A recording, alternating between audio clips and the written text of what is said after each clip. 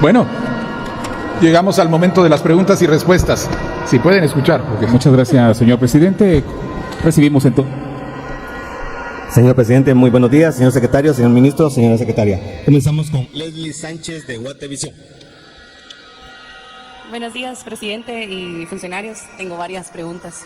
Creo que esta tal vez iría dirigida al ministro, porque entiendo que en la ampliación presupuestaria se aprobaron 500 millones para el FAPRIVI, que es el Fondo de Vivienda. ¿De dónde van a sacar los 250 restantes?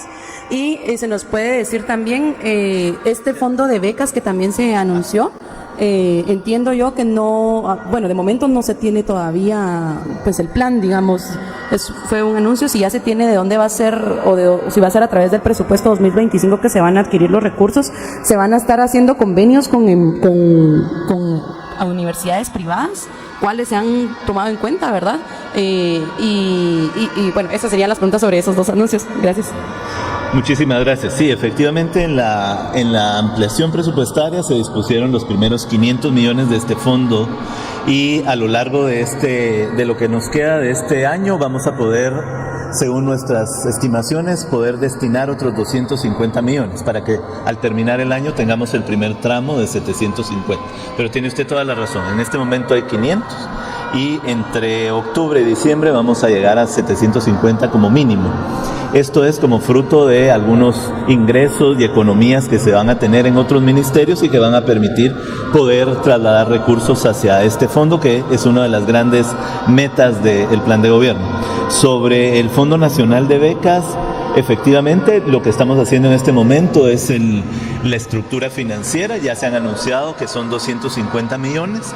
Estos van a entrar en vigencia en el presupuesto del año 2025, como el presidente lo anunció en su momento, y se está haciendo toda la estructuración también de la estrategia, que lo que nosotros queremos es que permita que el mayor número de jóvenes y personas en edad de trabajar puedan acceder a este fondo y puedan tener la posibilidad de seguir armándose de conocimientos y competencias para poder tener una vida productiva y una vida educativa más exitosa. Muchas gracias. A usted, señor ministro. La siguiente pregunta que efectúa la periodista es hacia el señor presidente. Son dos, presidente. Dos temas. El primero es en relación a los patrullajes que está realizando el Ministerio de Gobernación y el Ministerio de la Defensa. ¿Se tiene previsto ampliar estos patrullajes? Porque entiendo que ahorita solo funciona en la ciudad capital y en Colomba, Costa Cuca. ¿Se va a ampliar? Y si esto es una forma de militarizar la seguridad civil, que le compete a la policía, y también si el MINDEF recibe algún pago por estos patrullajes que realiza, porque al final pues se quitan o sea, los soldados están asignados tal vez en algún área y deben ser asignados a los patrullajes. Ese sería el primer tema. El segundo tema es en relación a una entrevista que se le hizo en un medio de comunicación a la exdirectora de Covial, Lisette.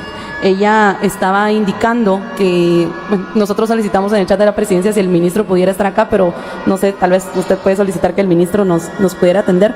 Ella estaba indicando que se improbaron 40 concursos de mantenimiento vial que se habían aprobado en su momento cuando ella fue nombrada como directora de Covial.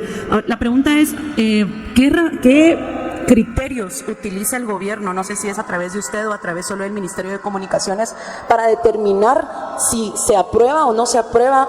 Porque un concurso que al final ni siquiera había, solo fueron publicados y fueron de alguna forma revisados por el ministro, pero solo mandó, según las declaraciones de ella, él solo mandó a decir que los improbaba, ¿verdad?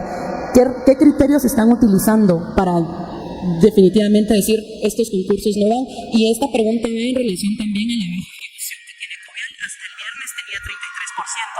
Si me pudiera explicar, por favor. Sí, la primera, la de los patrullajes.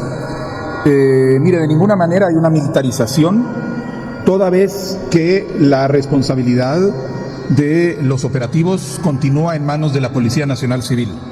Lo que se está haciendo es solicitándole al Ministerio de la Defensa que contribuya con elementos para acompañar a las fuerzas de seguridad en las tareas de seguridad ciudadana que están desarrollando.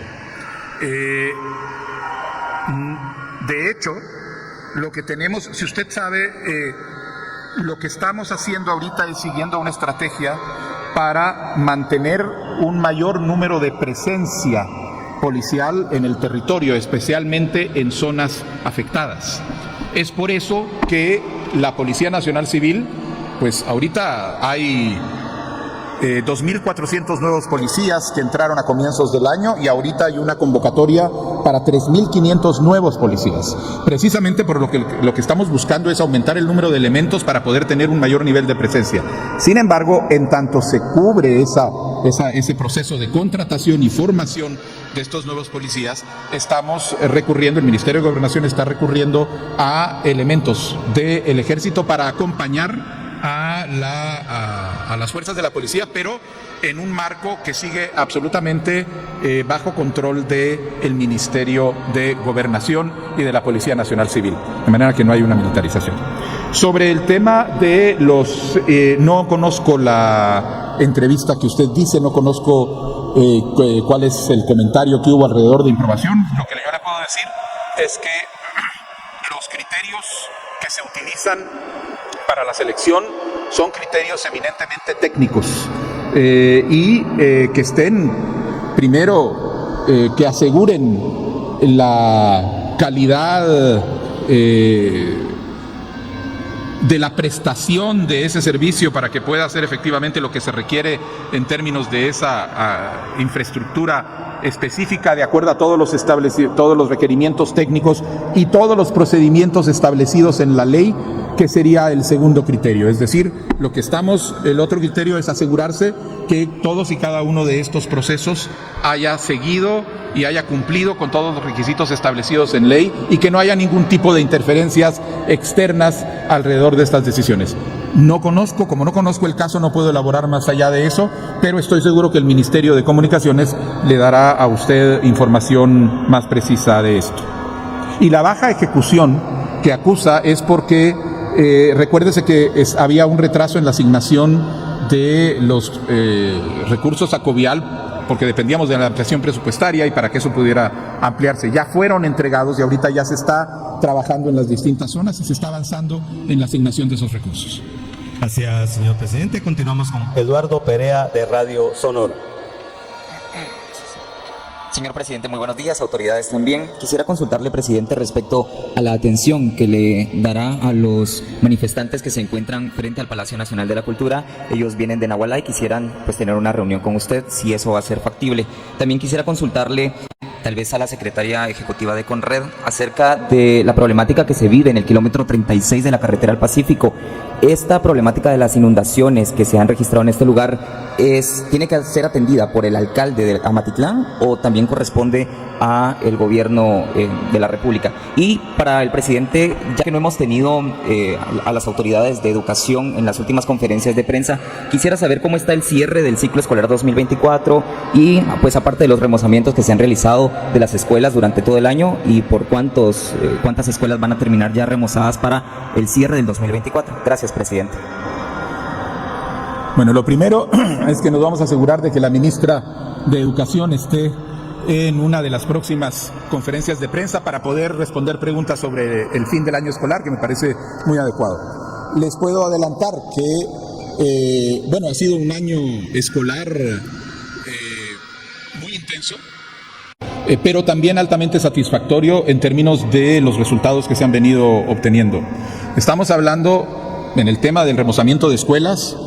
En este momento llevamos ya alrededor de 7,000 escuelas en proceso de remozamiento. A fin de año vamos a tener 10,000 escuelas remozadas o posiblemente más, que es por encima del objetivo que nos habíamos fijado.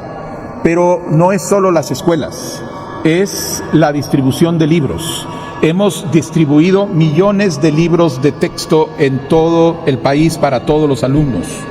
Hemos comenzado un proceso de contratación, se han contratado 3.500 nuevos maestros para educación primaria, pero además se ha abierto la contratación de 4,000 nuevos maestros para el año 2025. Una contratación que no se hacía desde hace 10 años. Nadie contrataba maestros para el ciclo diversificado. Nosotros estamos haciendo el ministerio está haciendo ahorita esa contratación para el año entrante. Y además se ha venido trabajando reconociendo que hay un problema de calidad educativa que es producida por las alteraciones que causó el COVID en todo el sistema educativo y que ha generado una reacción del Ministerio para tener una campaña que permita reforzar capacidades que quedaron muy débiles en los alumnos de todos los grados hasta ahora. Eso en el tema de educación, pero ya más detalles le vamos a pedir a la ministra que se los dé. Hay una pregunta para la secretaria de Conred que voy a dejar que ella responda, y sobre la manifestación. En este momento están sentados representantes de Nagualá y de Ixtahuacán en la Secretaría Privada de la Presidencia, donde se está con ellos discutiendo esta situación, logrando que haya una resolución. Recordemos que este ha sido el primer año en muchísimo tiempo donde hemos logrado evitar que haya violencia entre estas comunidades. Nosotros seguimos con ese propósito, estamos trabajando intensamente alrededor de eso, y bueno, ahorita atenderemos a las demandas que ellos tienen y estamos precisamente en una reunión para ver qué es la situación.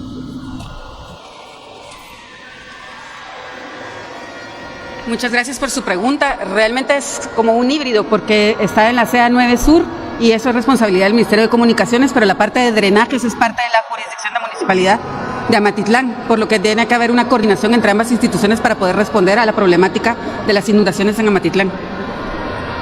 Gracias, señora secretaria. Continuamos con Ashley Monzón de TV Azteca.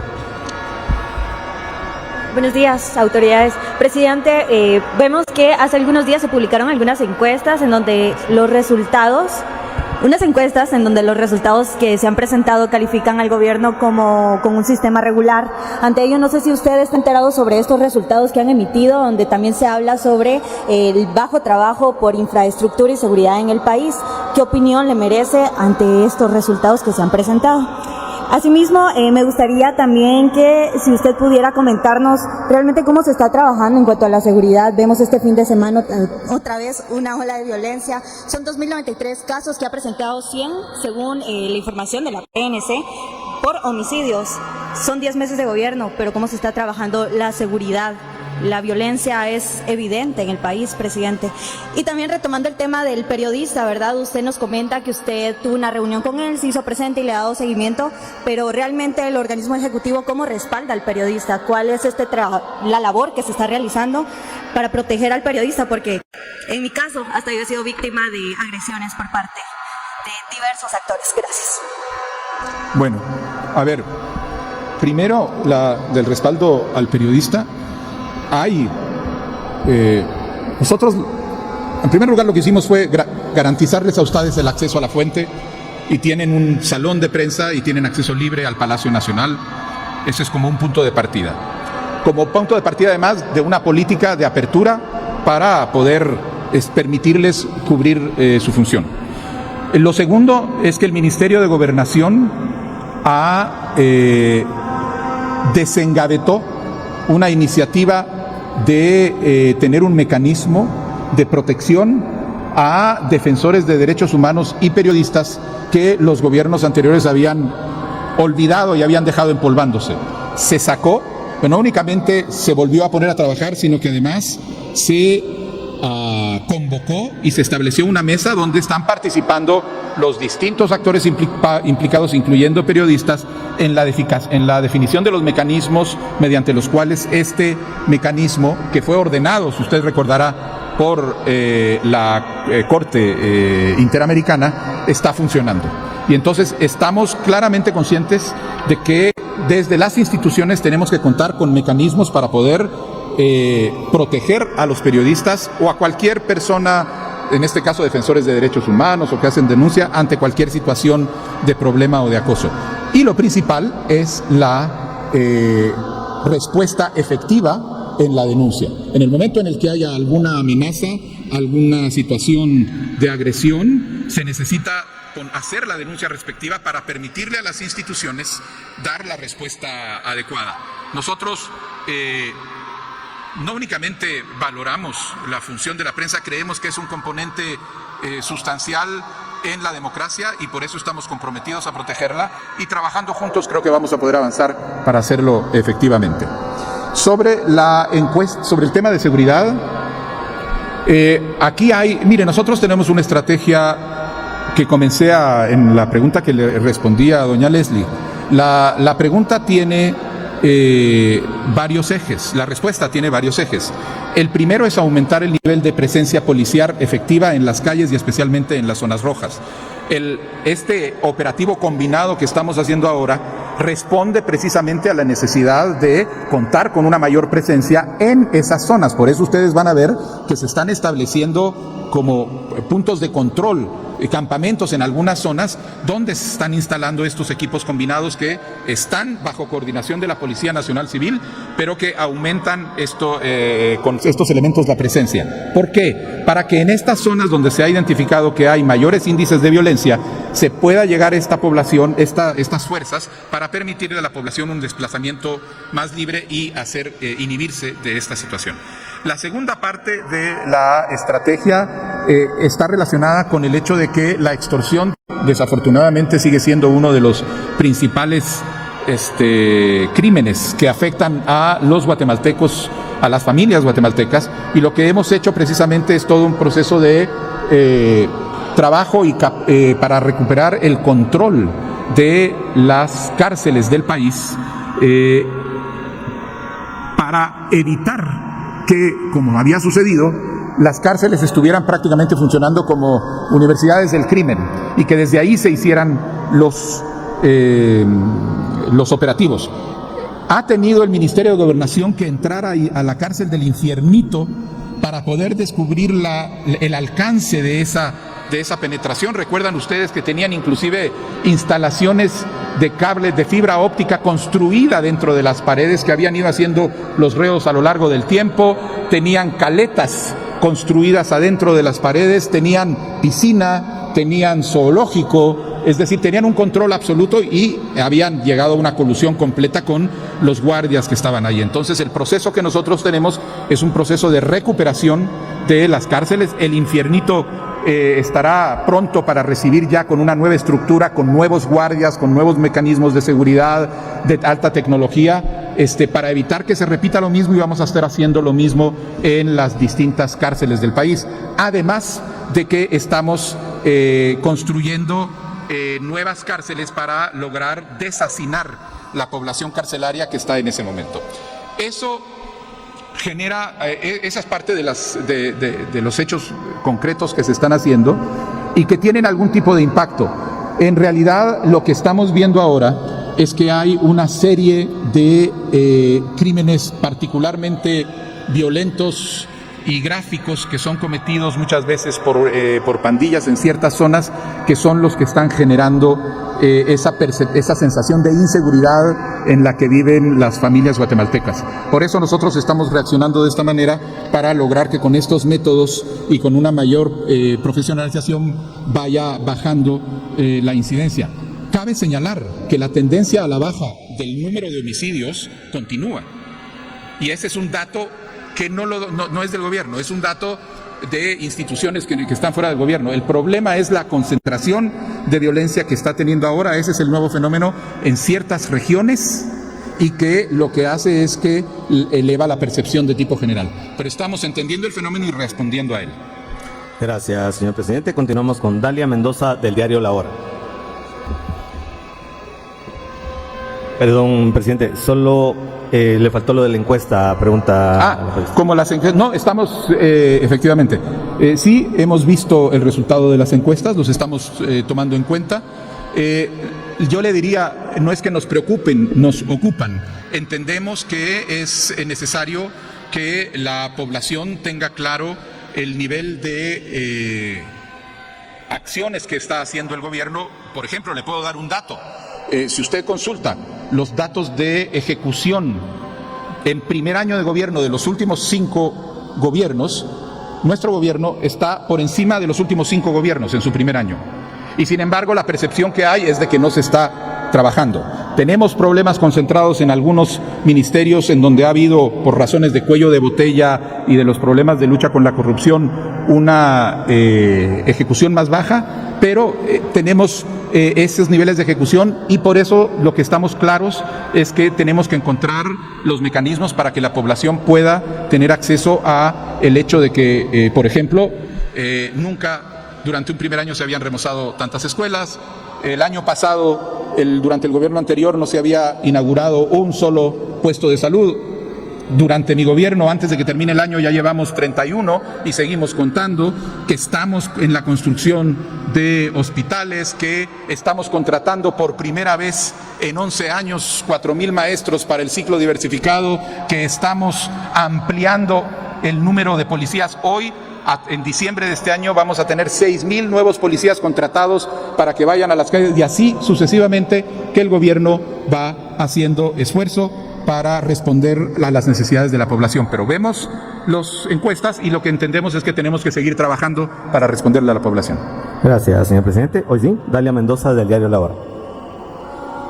Buenos días, señor presidente, y a todos. Una consulta, ¿cuál es el plan que tiene el Ejecutivo para atender la infraestructura vial? ¿Se ha dado cuenta de que en la ruta interamericana, tanto en el Atlántico como en otras, se ha visto afectada constantemente por una lluvia? Rapidito se genera más de algún deslave, se genera más de algún problema subterráneo. Entonces, ¿cuál es el plan del Ejecutivo para atender estas emergencias inmediatamente, ya que se ha generado tráfico y varios empresarios indican de que son pérdidas para ellos por el motivo de que se quedan parados el transporte pesado? Bien, si quiere usted tome el derrumbe como ejemplo, el derrumbe que hubo en la carretera al Atlántico la semana pasada, no recuerdo cuál fue el kilómetro.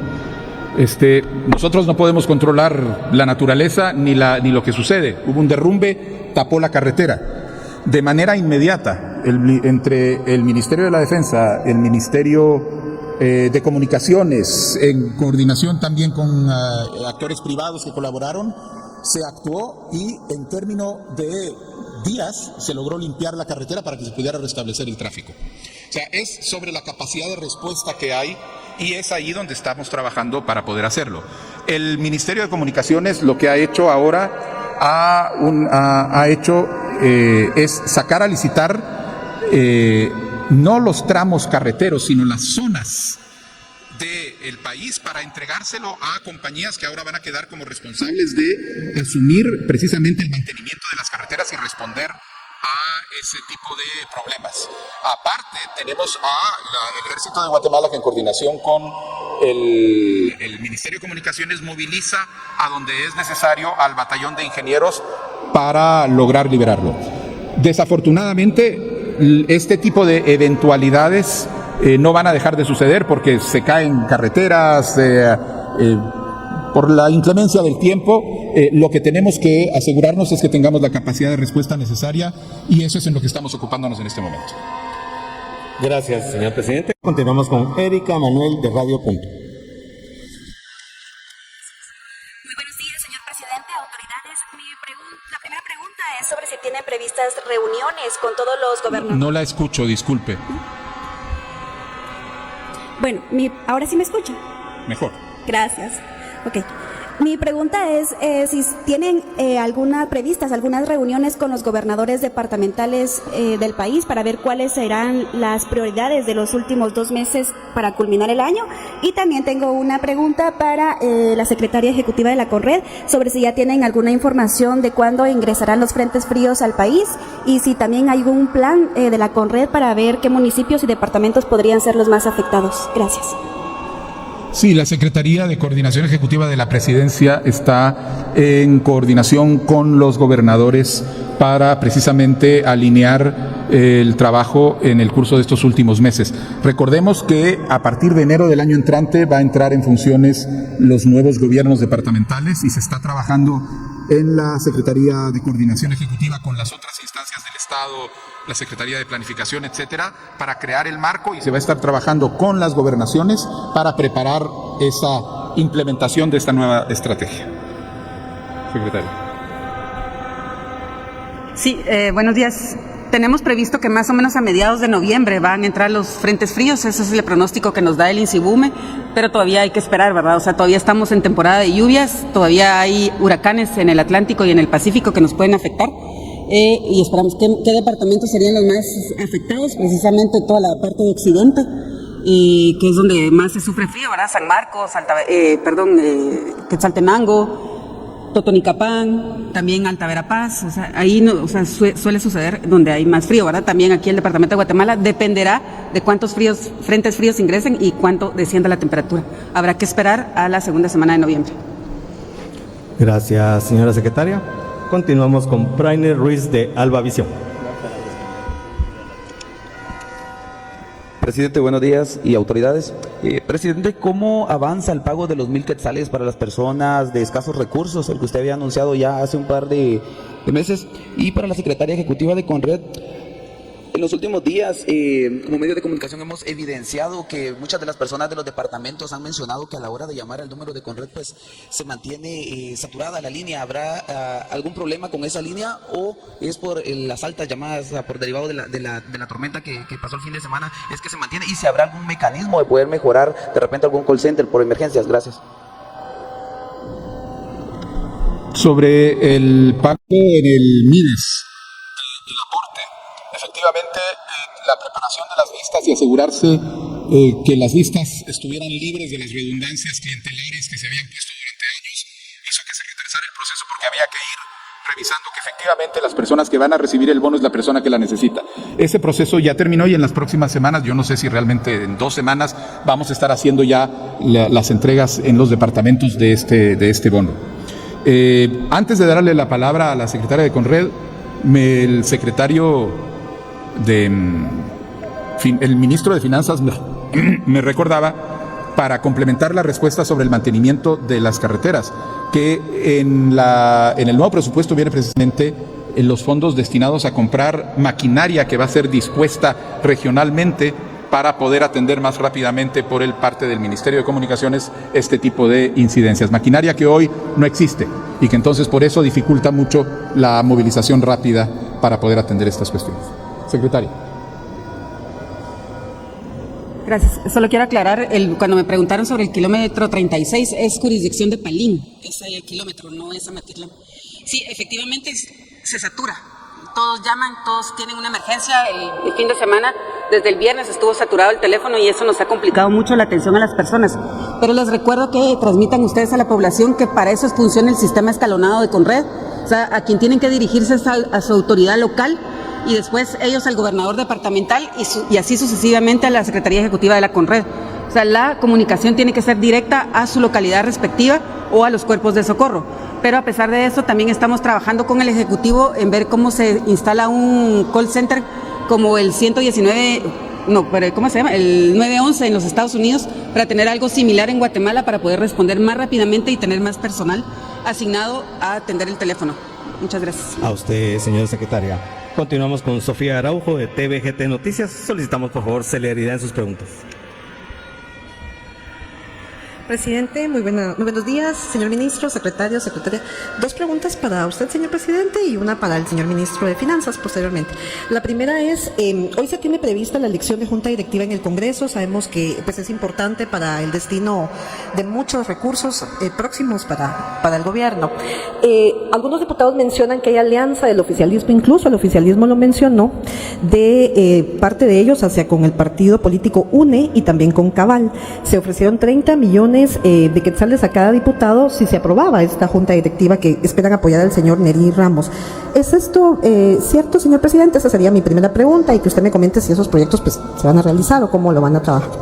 Mire, en el Congreso de la República está sucediendo lo que sucede cada año cuando tiene que constituirse una junta directiva y es la búsqueda de la fórmula que permita la mayoría para, en primer lugar, ganar la elección a junta directiva y, en segundo lugar, garantizar la gobernabilidad dentro del Congreso en términos de la capacidad de manejar y de producir una agenda del país. Nosotros confiamos en que el resultado sea el de una junta directiva que efectivamente lo que haga es que permita, por ejemplo, el tipo de convergencia de trabajo que hemos tenido en las últimas semanas con el Congreso de la República, donde se ha venido trabajando objetivamente alrededor de temas como ampliación presupuestaria, aprobación de préstamos, discusión de leyes, que al final se hace todo en términos del interés que tiene el país.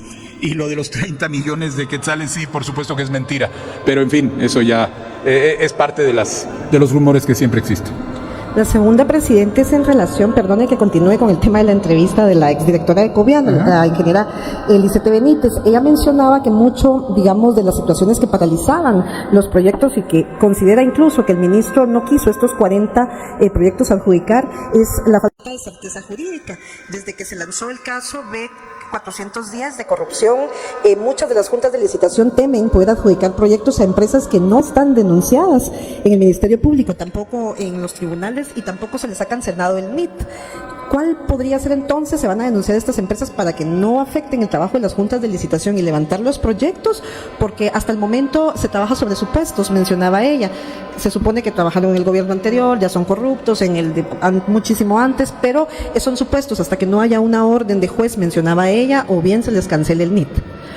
¿Cómo lo Mire, efectivamente es un reto, ya que la denuncia que puso la SAT evidenció una serie de compañías al punto en el que se les retiró el NIT, y como se les retiró el NIT son incapaces de facturar y no se pueden hacer ningún tipo de pagos, etcétera. Alrededor de eso existe también un espacio de duda alrededor de empresas que pueden aparecer dentro de esos listados y que están resolviendo su situación con la SAT. Y entonces ahí hay un proceso de verificación, porque puede ser que en el curso de los últimos días, por ejemplo, hayan solventado la situación, o puede ser que en el curso de los últimos días, como ha ocurrido con algunas, se les haya abierto algún caso. Entonces, efectivamente, la dimensión de esos fenómenos de corrupción que venía viviendo el país sistemáticamente, gran parte de esa red de corrupción profunda que estaba enquistada en el Estado, obliga a que ahora haya que avanzar con cuidado para poder resolver esos temas. Gracias, señor presidente. La siguiente pregunta la efectúa la periodista hacia el señor ministro de Finanzas sobre ejecución. Concisión en la pregunta, por favor. Señor ministro, muy buenos días. Muchas de las instituciones han presentado una baja ejecución presupuestaria. De hecho, hay algunas que tienen cero ejecución. Ustedes ya se enfrentan a poder solicitar el 25 el presupuesto para el próximo año. Si no se observa una ejecución, ¿y qué pasa con lo que estaba destinado para este año? Ustedes piden para el próximo año, tienen un préstamo de 250 millones del BID. ¿Cómo avanzan esos proyectos y qué garantiza que sí se va a ejecutar de aquí a estos meses y para el próximo año? Sí, muchísimas gracias por la pregunta. Bueno, la ejecución la hemos estado monitoreando. Hay algunas instituciones que han tenido más complejidad como fruto de la debilidad que se encontró tras la salida del gobierno anterior. Se está elaborando una hoja de ruta por cada una de las instituciones para que podamos entender cuál es la perspectiva de quienes lideran las entidades en cuanto a cómo va a terminar su presupuesto. Yo aquí quisiera ser muy enfático y decir que lo que más debería preocuparnos no es el porcentaje de ejecución, sino la calidad de la ejecución. Es muy importante que la sociedad comprenda que sí es valioso ejecutar el 100% de los recursos, pero es mucho más valioso ejecutarlos de manera transparente y buscando resultados. Y eso es lo que nosotros hemos visto a lo largo de la ejecución. Sobre el préstamo de 250 millones que fue recientemente aprobado en el Congreso, esto lo que nos va a permitir es en el año 2025 utilizar menos bonos del Tesoro para poder financiar las grandes inversiones que están contenidas en el proyecto de presupuesto.